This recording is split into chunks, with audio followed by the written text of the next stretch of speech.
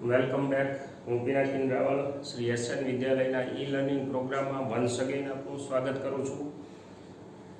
મિત્રો, વિદ્યુત ભાર અને વિદ્યુત ક્ષેત્રોનું આપણું જે આ યાત્રા છે એને સમજવાની આપણું પ્રથમ પ્રકરણ એની લગભગ પૂર્ણાહુતિની નજીક આપણે પહોંચી રહ્યા છીએ. એટલે કે આપણું જે થિયોરિટિકલ પાર્ટ છે એ હવે 2 કે 3 થિયરી બાકી છે જેની ચર્ચા આપણે અહીંથી આગળ વધારશું. તો અત્યાર સુધીમાં આપણી જે ચર્ચા છે એને આશા રાખું કે તમે વિડીયોમાં સમજેલી હશે, ટેક્સ્ટ બુકને રિફર કરેલી હશે, અને જો કદાચ કાંઈ પણ એવા ડાઉટ હોય તો આપણે નોંધી રાખેલા હશે. જ્યારે પણ આપણી અનુકૂળતા હશે ત્યારે આપણે એને સોલ્વ કરવાના છીએ મિત્રો. ઓકે, આપણી જે લાસ્ટ લેક્ચરની ચર્ચા હતી, છેલ્લા લેક્ચરમાં આપણે સતત વિદ્યુત ભાર વિતરણની વાત કરેલી છે. હવે એમાં જો યાદ આવે તો જે વિદ્યુત ક્ષેત્રને કેલ્ક્યુલેટ કરવા માટે સંકલિત સ્વરૂપ હતું, ખાસું એવું મોટું હતું.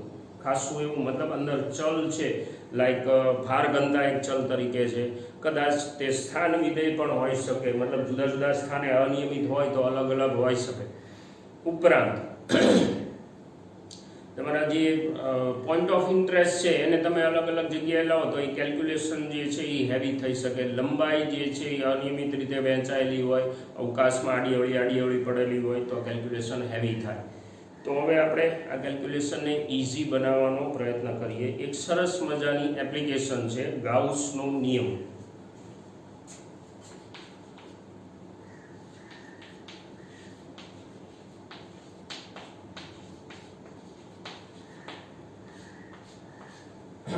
સંમિત વિદ્યુત ભાર વિતરણને ઝડપથી ગણવા માટે બહુ હેન્ડી ટૂલ કહેવાય આને. ઝડપથી ગણવા માટે એટલે લાગુ પડે છે દરેક પ્રકારના વિતરણને, પણ સંમિત વિદ્યુત ભાર વિતરણ હોય તો એમાં બહુ સરળતાથી તમે વિદ્યુત ક્ષેત્રો જુદા જુદા વિતરણના કેલ્ક્યુલેટ કરી શકો. એટલે અત્યારે આપણે પહેલા એની સમજૂતી મેળવી લઈએ, ત્યારબાદ એની એપ્લિકેશન જોઈશું. બિંદુવત વિદ્યુત ભારને ફરીથી યાદ કરી.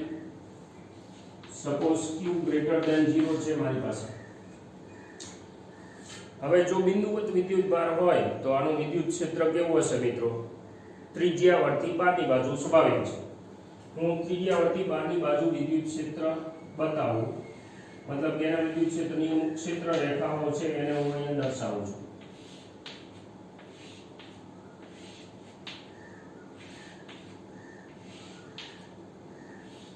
ઓકે, આપણે ખ્યાલ છે મિત્રો અસંખ્ય ક્ષેત્ર રેખાઓ દોરી શકાય, પણ આપણે અત્યારે અમુક ક્ષેત્ર રેખાઓમાં બતાવેલી છે ત્રિજ્યાવર્તી બહારની બાજુ. ઓકે, હવે આ વિદ્યુત ભારને કેન્દ્ર તરીકે લઈ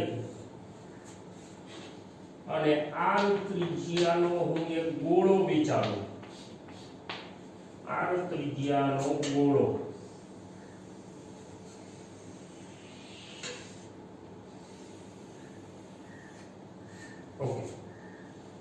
જેના કેન્દ્રમાં આપણો વિદ્યુત ભાર પડેલો છે અને ત્રિજ્યા r જેટલી છે. તો એવું કહી શકાય મિત્રો કે આ ગોળાની સપાટી પરના દરેક બિંદુએ ગોળાની સપાટી પરના દરેક બિંદુએ વિદ્યુત ક્ષેત્ર અચળ હશે. હા કે ના? 100% આ, કારણ કે સ્ત્રોત ચેન્જ નથી થતો. એઝ વેલ તમે કેન્દ્ર તરીકે વિદ્યુત ભારને લીધેલો છે અને કેન્દ્રથી ગોળો છે એટલે સપાટી સુધીનું માપ બદલાવાનું નથી, અને આ અચળ મૂલ્ય કેટલું આવશે? kq/r². અથવા તો આને આવી રીતે પણ લખી શકાય 4πε0 q/r². ઓકે, આ મુદ્દો હું ધ્યાનમાં રાખું છું. હવે આપણે આ ગોળા પર એક નાનો એવો ક્ષેત્રફળ ખંડ ધારીએ.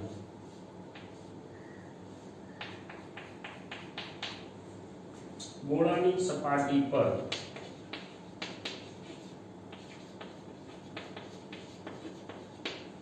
આપણે ક્ષેત્રફળ ખંડ ધારેલો છે સેટ ડેલ્ટા s. ઓકે, ક્ષેત્રફળને આપણે પર્ટિક્યુલરલી વિદ્યુત શાસ્ત્રમાં સદિશ તરીકે લઈએ છીએ, તો આનો સદિશ કઈ બાજુ આવશે? ક્ષેત્રફળ ખંડનો સદિશ ક્ષેત્રફળને લંબ રૂપે બહારની બાજુ ડેલ્ટા એસ એસ વેલ આ જે વિદ્યુત ક્ષેત્ર છે આપણો ખંડ જે જગ્યાએ પડેલો છે ત્યાં ગોળાની સપાટી પર, તો ગોળાની સપાટી પર વિદ્યુત ક્ષેત્ર કઈ બાજુ હશે? ત્રિજ્યાવર્તી બહારની બાજુ. ગોળો અને ત્રિજ્યાવર્તી બહારની બાજુ મતલબ કે લંબ રૂપે આપણું વિદ્યુત ક્ષેત્ર બહાર આવશે.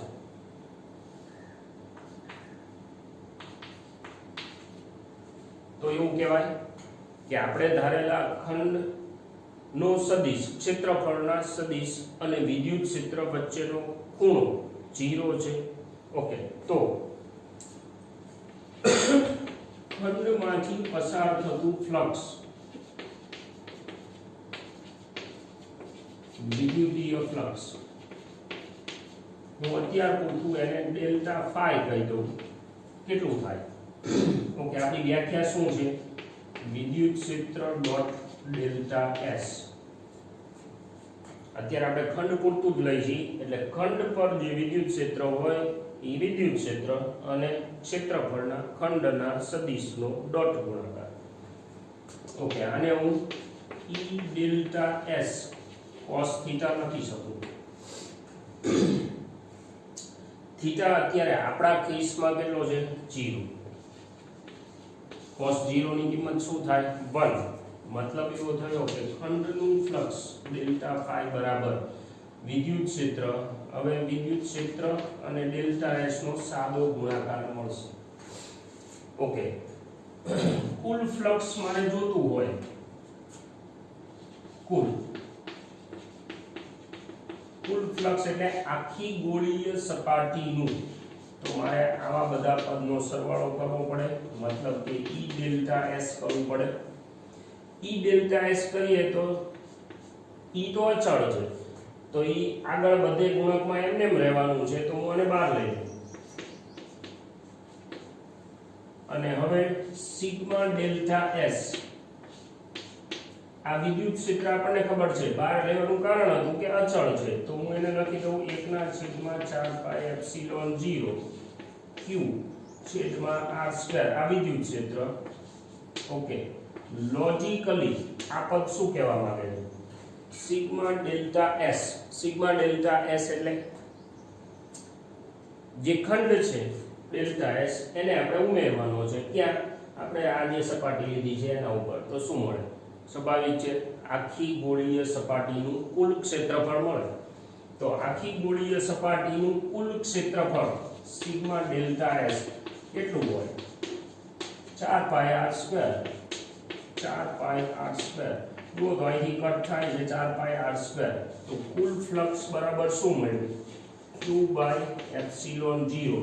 બહુ સરસ મજાનું રિઝલ્ટ છે. ગાઉસના નિયમનું વિધાન. સરસ મજાનું રિઝલ્ટ. શબ્દ એટલે વાપરું છું મિત્રો કે કેલ્ક્યુલેશન કરતી વખતે તમારા ભાગમાં ખાલી આટલું જ આવે છે, ફ્લક્સ ગણવામાં. હવે ફ્લક્સની વ્યાખ્યા શું છે? વિદ્યુત ક્ષેત્રનું પૃષ્ઠ પરનું સંકલન. યાદ કરો, વિદ્યુત ક્ષેત્રનું પૃષ્ઠ પરનું પૃષ્ઠ સંકલન એને ફ્લક્સ કહેવાય. અને હવે ફ્લક્સ અત્યારે આપણે જે કેલ્ક્યુલેશન લીધું એ પ્રમાણે શું મળે છે? q by epsilon 0. એમાં આ q શું છે? ધારેલી સપાટીમાં ઘેરાયેલો વિદ્યુત ભાર. શબ્દ મહત્વનો છે. ધારેલી સપાટીમાં ઘેરાયેલો વિદ્યુત ભાર મતલબ આપણી જે સપાટી છે એની અંદર પડેલો વિદ્યુત ભાર. સપાટીની અંદર પડેલો વિદ્યુત ભાર. હવે આ શું કહેવા માંગે છે એ આપણે સમજી લઈએ. જો તો મિત્રો આ કેલ્ક્યુલેશન પહેલા ફિટ થઈ ગયું મગજમાં. આપણે શું કરેલું છે? બિંદુવત વિદ્યુત ભાર લીધો છે, એની આસપાસ કેન્દ્ર તરીકે સમમિત રીતે એક ગોળીય સપાટી લીધી છે અને એનું ફ્લક્સ ગણેલું છે, જેમાંથી એક આપણને રિઝલ્ટ મળે છે. હવે આ જે રિઝલ્ટ છે એને આપણે થોડું ખણખોદ કરીએ, મતલબ કે એની ડિટેલ જે છે એ સમજીએ શું કહેવા માંગે છે.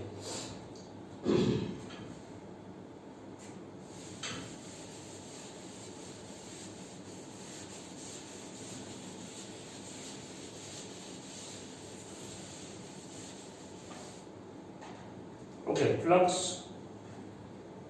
ની બેઝિક વ્યાખ્યા છે એ યાદ કરી જ્યારે આપણે સમજતા. એક તો એ વિદ્યુત ક્ષેત્રનું પૃષ્ઠ પરનું પૃષ્ઠ સંકલન છે, પણ ભૌતિક અર્થઘટન એનું આપણે શું કરેલું હતું, વિદ્યુત ક્ષેત્રનું મૂલ્યની દ્રષ્ટિએ માપ બતાવે છે. વિદ્યુત ક્ષેત્ર જે તે સપાટી પર કેટલું મજબૂત છે એનું માપ આપણને બતાવે છે. એઝ વેલ એવું કહી શકાય ને કે જે તે સપાટીમાંથી બહાર આવતી ક્ષેત્ર રેખાની સંખ્યાનો અંદાજ આપે છે. જે તે સપાટીમાંથી બહાર આવતી ક્ષેત્ર રેખાઓની સંખ્યાનો અંદાજ આપે છે. મતલબ ક્ષેત્ર રેખાની સંખ્યા આરે ફ્લક્સને લેવા દેવા છે. અને વર્લ્ડ ઉપર મૂકી હું એક બિંદુવત વિદ્યુત ભાર લઉં Q1. હવે આની ક્ષેત્ર રેખાઓ આપણે બતાવી શકીએ. માનો કે આ પોઝિટિવ છે તો આની ક્ષેત્ર રેખાઓ છે એ ત્રિજ્યાવર્તી બારની બાજુ હોય લાઈક ધીસ.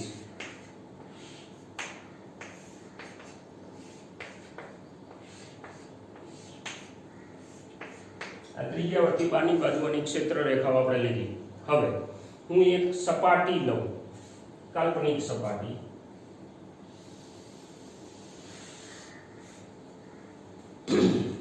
હવે આ સપાટીમાંથી બહાર આવતી ક્ષેત્ર રેખાઓની સંખ્યા કેટલી થશે? 1 2 3 4 5 8 છે. એટલે અત્યારે આપણે આ દોરેલી છે એટલે કુલ 8 છે. ધ્યાનમાં રાખશું 8 ક્ષેત્ર રેખાઓ બહાર આવે છે. હવે હું અહીંયા બાજુમાં એક બીજો વિદ્યુત ભાર મૂકું Q2. આ વિદ્યુત ભાર પણ ધન છે એવું માની લે. વિદ્યુત ભાર આ પણ ધન છે તો હવે આની ક્ષેત્ર રેખાઓ પણ અંદર હાજર હશે. હવે જો એવું હોય તો પછી મારે ક્ષેત્ર રેખાઓનું વિતરણ થોડું જુદી રીતે દોરવું પડશે. મતલબ કે આ બધી ક્ષેત્ર રેખાઓ આમ નામ નહીં રહે. અહીંથી નીકળેલી ક્ષેત્ર રેખા આમાં ટર્મિનેટ નહીં થાય. આપણે ક્ષેત્ર રેખાઓની લાક્ષણિકતાની વાત કરેલી છે ભૂતકાળમાં. એટલે હવે અહીંથી નીકળેલી ક્ષેત્ર રેખામાં ટર્મિનેટ ન થાય તો મારે બંને વિદ્યુત ભારનું સંયુક્ત વિદ્યુત ક્ષેત્ર રેખા વિતરણ દર્શાવવું પડે. લગભગ આવા પ્રકારનું કંઈક આવશે. આ ક્ષેત્ર રેખા થોડી મોડિફાઈ થવાની, આ ક્ષેત્ર રેખા કદાચ મોડિફાઈ થશે અને અહીંથી આ ક્ષેત્ર રેખા છે એ ટર્ન મારશે. કદાચ એવું બને કે આની ક્ષેત્ર રેખા જે છે આવે ખરી પણ ઈ ટર્ન મારે, પછી આની ક્ષેત્ર રેખા આવી રીતે હોઈ શકે, પછી એની પોતાની તો તમે ત્રિજ્યાવર્તી બાર દોરી શકો. થોડી રફ આકૃતિ છે પણ આપણે સમજવું છે ગાઉસનું એપ્લિકેશન. ઓકે, હવે મેં ધારેલી સપાટી કઈ અગાઉ જે ધારેલી હતી તો એ સપાટીમાંથી બહાર આવતી ક્ષેત્ર રેખાની સંખ્યા કેટલી? 9. જોઈ લો 1 2 3 4 5 6 7 8 9 9 થાય છે. બટ આપણે શબ્દ શું વાપરેલો છે? આપણે ધારેલી સપાટીમાંથી બહાર આવતી ક્ષેત્ર રેખાની સંખ્યા 9 ખરી પણ આ ક્ષેત્ર રેખા ઇનવર્ડ છે. એટલે કે એક ક્ષેત્ર રેખા આપણી સપાટીની અંદર આવે છે અને 9 બહાર જાય છે. એક ક્ષેત્ર રેખા અંદર અને 9 બહાર. યાદ કરો ફ્લક્સ ગણતી વખતે ડોટ ગુણાકાર આવે છે. કોની વચ્ચે? વિદ્યુત ક્ષેત્રનો સદિશ અને ક્ષેત્રફળનો સદિશ. તો હવે જો આ પોઈન્ટ ઉપર તમે જાઓ તો ઇનવર્ડ જે ક્ષેત્ર રેખા છે એના માટે ફ્લક્સનું કેલ્ક્યુલેશન અથવા ડોટ ગુણાકાર નેગેટિવ આવશે, આના માટે પોઝિટિવ આવશે. એનો અર્થ એવો થયો કે સપાટીમાં અંદર આવતી ક્ષેત્ર રેખાઓને અનુરૂપ ફ્લક્સ મારે ઋણ લેવું પડે. મતલબ કે બેઝિક સરવાળા તરીકે મારે હાલવું પડે. અને આમે દેશી હિસાબ છે કે કુલ ક્ષેત્ર રેખા 9 બહાર આવી એક અંદર, તો તમારી સપાટીમાંથી ટોટલ કેટલી ગઈ? એ તો 8 જ છે.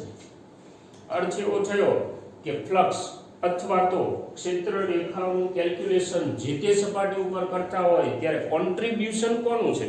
ક્ષેત્ર રેખાની સંખ્યા નક્કી કરનાર વિદ્યુતભાર કોણ? અંદરનો વિદ્યુતભાર, સપાટીની અંદર. હા, બહારના વિદ્યુતભારની હાજરીથી વિદ્યુત ક્ષેત્ર બદલાય. એટલે વિદ્યુત ક્ષેત્ર છે એ તમને પરિણામી જ મળવાનું છે. ફ્લક્સ જે છે એ પરિણામી જ મળવાનું છે. પણ જે ક્ષેત્ર રેખાની સંખ્યા છે એ નક્કી કરવા માટે વિદ્યુતભાર કોણ જવાબદાર છે? અંદર પડેલો. ખ્યાલ આવ્યો મિત્રો? આશા રાખું કે આ જે શબ્દ છે એ તમારા મગજમાં બેઠો, ઘેરાયેલો, મતલબ કે જ્યારે પણ આપણે ફ્લક્સના કેલ્ક્યુલેશન કરી ગાઉસની મદદથી ત્યારે તમારે શું કરવાનું રહે તો કે ધારેલી જે સપાટી છે એની અંદર પડેલો વિદ્યુતભાર લેવાનો, બહારનો નહીં. શું કામ એની ચર્ચા કરી કે ભાઈ બહારનો વિદ્યુતભાર છે એ ક્ષેત્ર ઉપર અસર કરે છે, સંખ્યા પર નહીં. જ્યારે ફ્લક્સ છે એ આડકતરી રીતે સંખ્યા સૂચવે છે. ઓકે, હજુ થોડુંક વધારે ડીપલી જઈએ.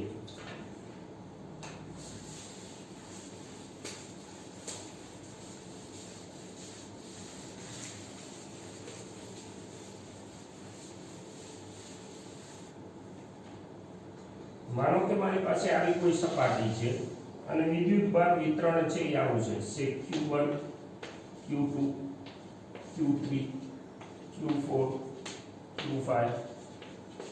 હવે આપણે આકૃતિ દોરી અને ખીચવું નથી કરવું, પણ સમજી શકાય કે હવે જે સપાટી આપણે ધારેલી છે એમાંથી બહાર આવતી ક્ષેત્રરેખાની કુલ સંખ્યા નક્કી કોણ કરશે? Q1 Q3 અને Q2. મતલબ એવો થયો કે આપણો ઘેરાયેલો જે વિદ્યુતભાર આવશે,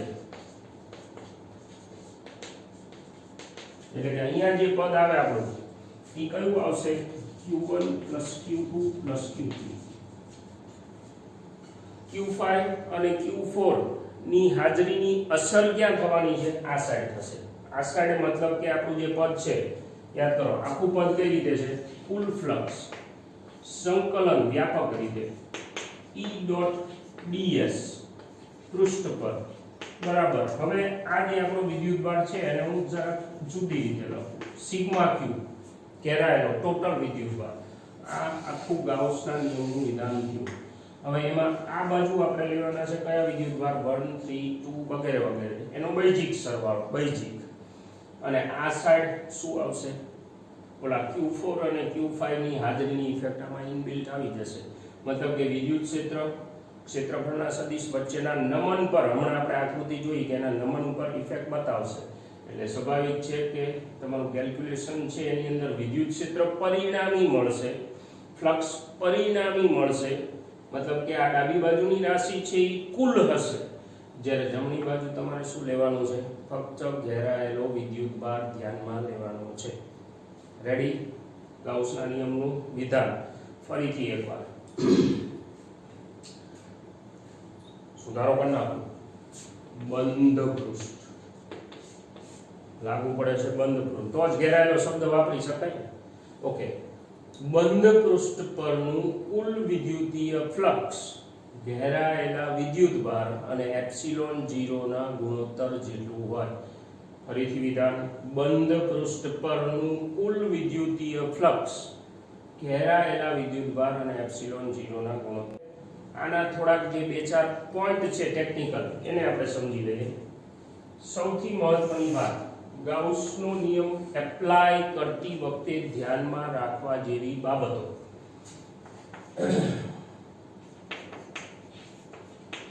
ગાઉસનો નિયમ કોઈ પણ સપાટી માટે સાચો છે. વ્યાપક પરિણામ છે. કોઈ પણ સપાટી, આપણે હમણાં ગોળીય સપાટી લીધી, પણ તમે કોઈ પણ જાતની નિયમિત અનિયમિત કોઈ પણ જાતની સપાટી લઈ લો તો એના માટે ગાઉસનો નિયમ છે એ સાચો છે. ગાઉસનો નિયમ એપ્લાય કરવા માટે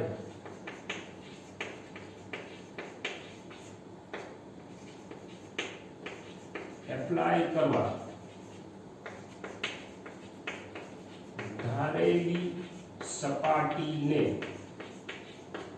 ગાઉસિયન પૃષ્ઠ કહેવાય. ગાઉસિયન પૃષ્ઠ કહેવાય જે યાદચ્છિક હોઈ શકે. યાદચ્છિક મતલબ આપણી મરજી મુજબનું, લાઈક અત્યારે મેં આકૃતિ દોરેલી છે એવા ટાઈપનું ગમે તે હોઈ શકે. પણ હવે એમાં પ્રશ્ન એ થાય કે આપણી મરજી મુજબનું આવા ટાઈપનું કોઈ પણ પૃષ્ઠ લઈ તો સરવાળે આપણે આ પદ તો કેલ્ક્યુલેટ કરવાનું જ છે. લાઈક અગાઉ હમણાં આપણે વાત કરી કે ભાઈ આખી સપાટી પર ક્ષેત્રફળના ખંડોને આપણે ઉમેરવાના થતા હોય તો એનું ટોટલ કેટલું થાય? ગોળીય સપાટી હોય તો 4 પાઈ r વર્ગ. હવે એ આપણને આવડવું જોઈએ. લાઈક આ ટાઈપની અનિયમિત સપાટી હોય તો એનું ક્ષેત્રફળ ક્યાં ગોતવા જશું મિત્રો? ઈન ને તીન આપણી પાસે સપાટી મતલબ ભૌમિતિક આકાર આપણી પાસે બહુ મર્યાદિત છે, તો યાદચ્છિક ખરી પણ જો ચોક્કસ ભૂમિતિ વાળી હોય ને તો આપણને ફાયદો થાય, અને આ આપણે આપણા ફાયદા માટે કરી છે કે ભાઈ કેલ્ક્યુલેશન ઈઝી બને ક્ષેત્રના, તો એને પરાણે કોમ્પ્લિકેટેડ કરવાની જરૂર નહીં. તમે મરજી મુજબનું પૃષ્ઠ લઈ શકો, વ્યાપક પરિણામ છે એટલે, કારણ કે આડકતરી રીતે મિત્રો આ કુલમના નિયમ પરથી જ બનાવેલું છે આપણે, એટલે ગાઉસનો નિયમ છે ને એ કુલમના નિયમની બીજી વિશિષ્ટ રજૂઆત છે, પણ છતાંય આપણે ફાયદો આપણો જોવાનો છે. એટલે કે યાદચ્છિક ખરું પણ ચોક્કસ ભૂમિતિવાળું પૃષ્ઠ લો એટલે તમે સરળતાથી વિદ્યુત ક્ષેત્રોના કેલ્ક્યુલેશન કરી શકો. બીજું સિગ્મા ક્યુ, પૃષ્ઠની અંદરના વિદ્યુત ભાર જે છે એ જ આપણે ધ્યાનમાં લેવાના છે, પૃષ્ઠની અંદરના. અને વિદ્યુત ક્ષેત્ર છે એ કોનું મળશે? વિદ્યુત ક્ષેત્ર અથવા ફ્લક્સ, એટલે કે જમણી બાજુ શું મળશે? પરિણામી મળશે. વિદ્યુત ક્ષેત્ર અથવા ફ્લક્સ જે છે એ આપણને પરિણામી મળવાનું છે, પણ તમે જે વિદ્યુત ભાર લો એ ખાસ ધ્યાન રાખવાનું છે આપણે કે ભાઈ તમારું જે પૃષ્ઠ છે એની અંદરનું જે વિદ્યુત ભાર છે એને કેલ્ક્યુલેટ કરવાનો છે. ઓકે,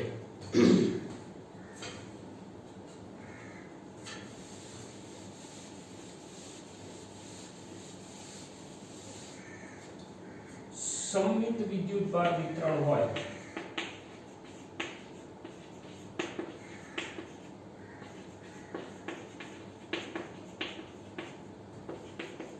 તો ગાઉસનો નિયમ જે છે